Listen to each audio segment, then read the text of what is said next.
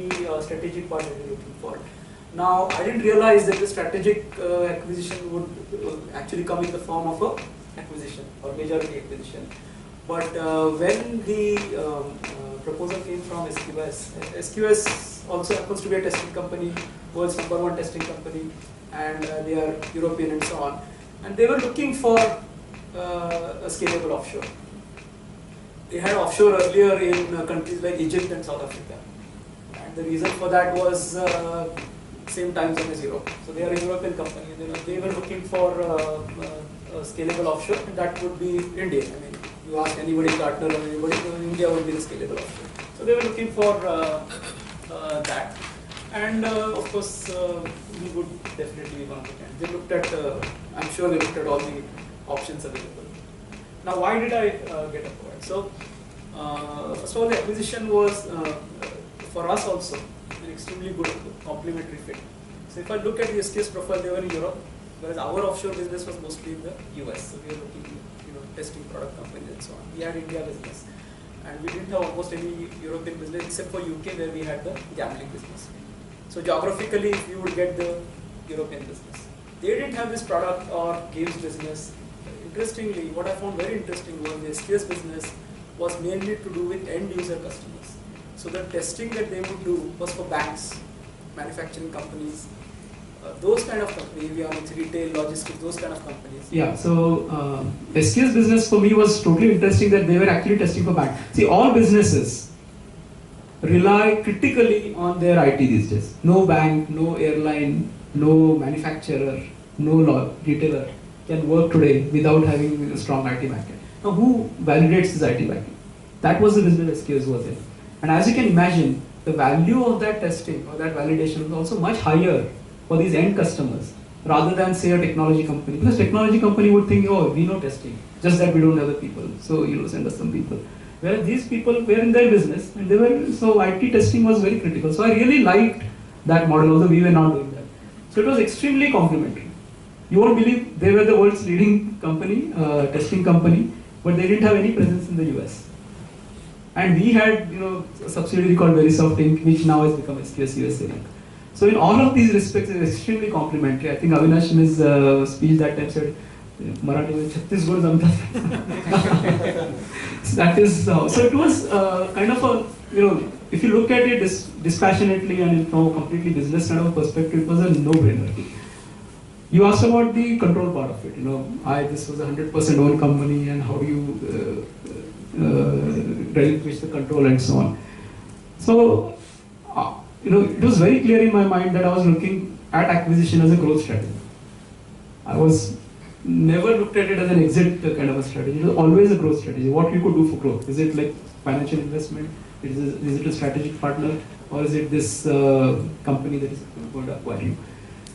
So if you look at it from that perspective, and not just my growth, everybody else in the company's growth as well. So if you look at it from that perspective, it was quite an easy decision to make. Of course, then we had a lot of things that we did that set it right, and maybe I can talk about that as well, the acquisition part. So first of all, as you can imagine, I had at that point absolutely no idea how these acquisitions go, how these things work. I had no idea. I have no management background, I was just running my business, and I had no idea how these things work at all.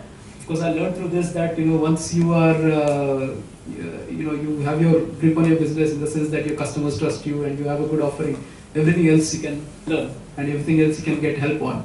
And of course, the mentors that I mentioned earlier, these are guys like Kishore Patil and Anand Deshpande. So these were senior guys, successful guys. So their mentorship helped as well. So the acquisition deal that we signed was not actually a 100% acquisition. It was they acquired a majority stake. So I still own, me and Fiza own a minority stake in the company. I think that was one good thing that we did, because now we participate in the significant growth that has happened in the last 5 years as well. So that was one thing. The second interesting thing is, I had actually during this acquisition first kept talking to people and so on. In the first 2 years of our business, no offshoring happened from SQS. So this could be surprising because they acquired us for the offshoring of their business. But no business came from SQS in the first 2 years. Luckily for me, I had talked to some people earlier who had a similar experience 10 years back, whose companies got acquired, and they had told me that this is what will happen. So we are completely prepared for that. I mean, it's very simple. The SQS salesperson in the UK, let's say, one day before our acquisition, must be fighting the Indian offshore companies, telling customers, don't go offshore, we'll do it on site for you. And then overnight, can he start telling people, oh no, now we have our offshore, let's start doing offshore.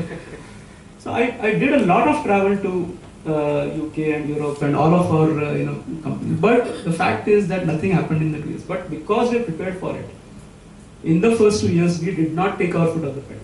We continued, our own sales in the US and so on. The games business did very well and so on. And we actually met our earnout targets very well in the first year. One of the years was actually 2008. So we got acquired in 2008 July. You know what happened in 2008 September. So after that was a terrible year in the US. So the first year was actually quite slow. But by the end of the 2 years, we had met our earnout targets and so on. And I think SQS appreciated the fact that I was not just pestering them with where is the business and so on. We went out on our own way and managed to meet our targets and so on.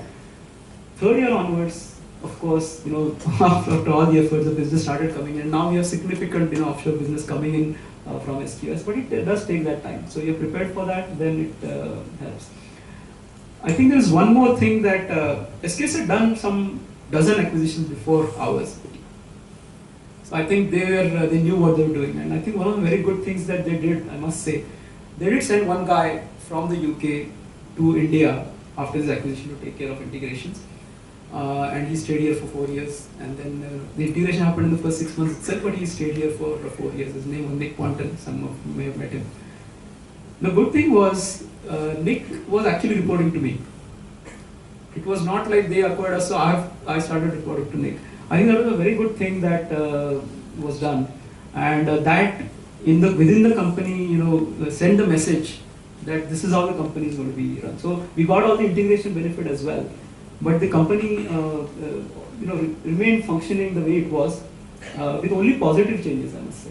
So I was also not, interested in keeping it all very close. So a lot of our people traveled. Some of our people we transferred to other countries. So one of my senior most sales colleagues transferred to UK for 2 years to help with the offshoring sales. Today he's gone to the US. He's moved to the US. So this kind of transfer, being very open about it really helped. And I think the basis of that is that you're looking for growth. So if that is the case, then I think this is all very logical.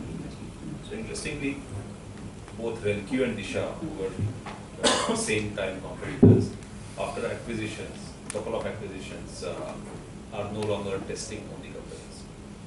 And interestingly, you did another acquisition as a SQS, ThinkSoft, 8-10 days ago. Yeah. Right. So I think it would be very interesting. I'm sure there are a few people in the audience who are running testing services company. What is that you're going to look for future acquisitions? Okay. So after that acquisition of Verysoft in 2008, the next acquisition SQS did was ThinkSoft. 5 years later. You are discouraging. No, I mean, if you look at what happened in 2009 and so on, things were not good. But once we started growing again, now it's a declared policy that we will look at growth both organically and inorganically. It's a declared policy. We are a listed company, so all this is public information. So one of the things that has been interesting for me, I talked about how we grew and so on, is now having been acquired to get to the position where you are acquiring another company. And I think I should also talk about how it came to this path that I can do these things. So I talked about the role that I have taken for myself. I should a little bit talk about that and what role I have taken for myself in Verysoft.